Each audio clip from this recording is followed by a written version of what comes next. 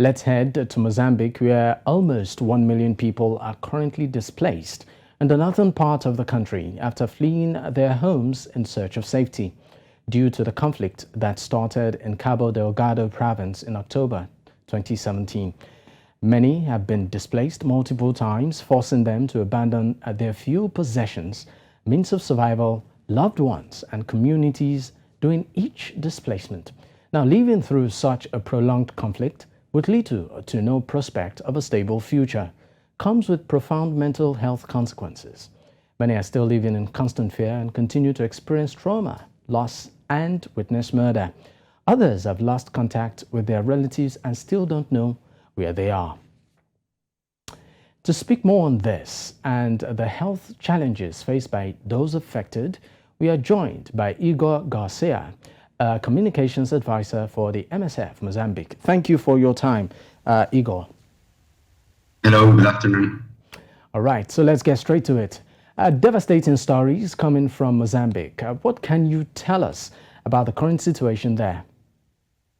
Well, as you mentioned, it's been already more than 5 years of conflict, of a very brutal conflict that has affected this part of northern Mozambique.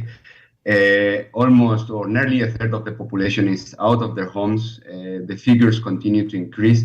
And while it's true that there are areas that were previously hit by the violence that today are more stable and people are returning, that could be, for example, the case of Palma, very notorious for the attacks received 2 years ago, or Mocimboa da Praia.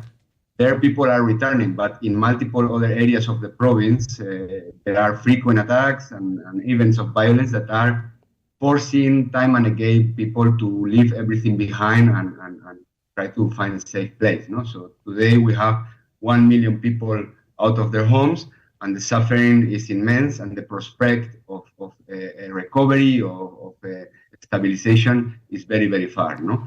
This, you were mentioning, has an impact on their health, because obviously the conflict is affecting population, but it's also affecting basic services, how people can access healthcare. Many health centers have been also hit by the violence, or the health staff have left, but also when you leave, you lose your normal life, and you need everything. So people are in need of relief assistance and also of mental health support, because this has a toll on their mental health psychologically. No?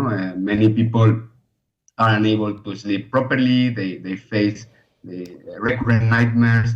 They have stress situations, and this is also, of course, impacting as well the small ones, the children. No? All right. Children that maybe in a very young age they have experienced violent events. They have seen people die. All right.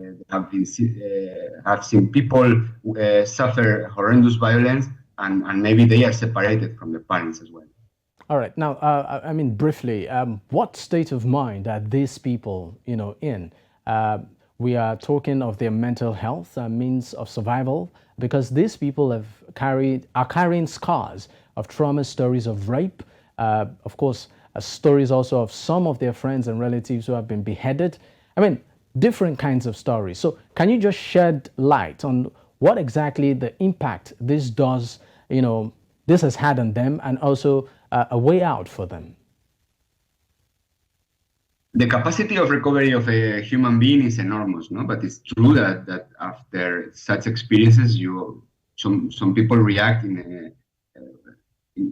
they are very weakened, no? They become very vulnerable. So it's very important to accompany them, to listen them, for them to express their grief, and that's why mental health support is a crucial activity in this kind of conflict situations. No, MSF, Doctors Without Borders, is doing that in all the areas where we are working in Cabo Delgado. Other organizations are also contributing, and what we see with our patients is that they need to be listened, they need to express, and of course there are some of them who have been more directly exposed to violence, that have been also more time deprived of basic necessities.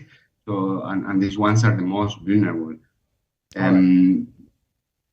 All right, now let's talk about your organization. MSF has been on the ground since the conflict began.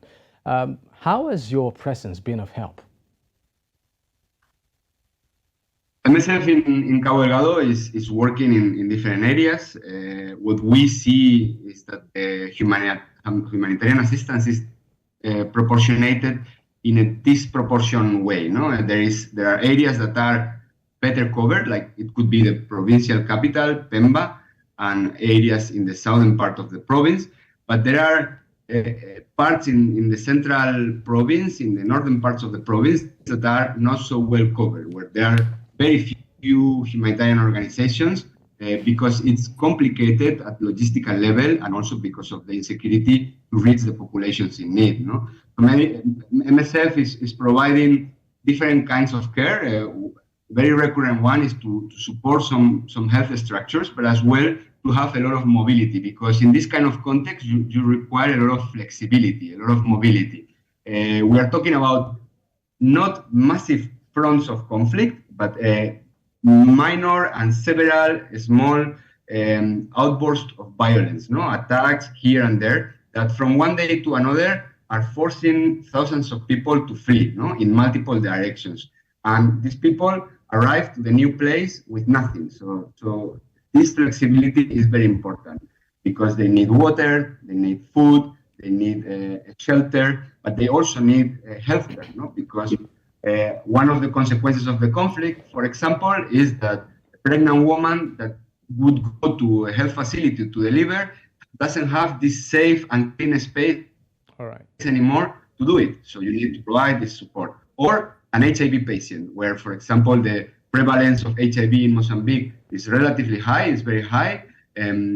Some people who were under treatment due to the conflict, due to the violence, they are forced to interrupt their treatment. So it's also very important to care for this, no?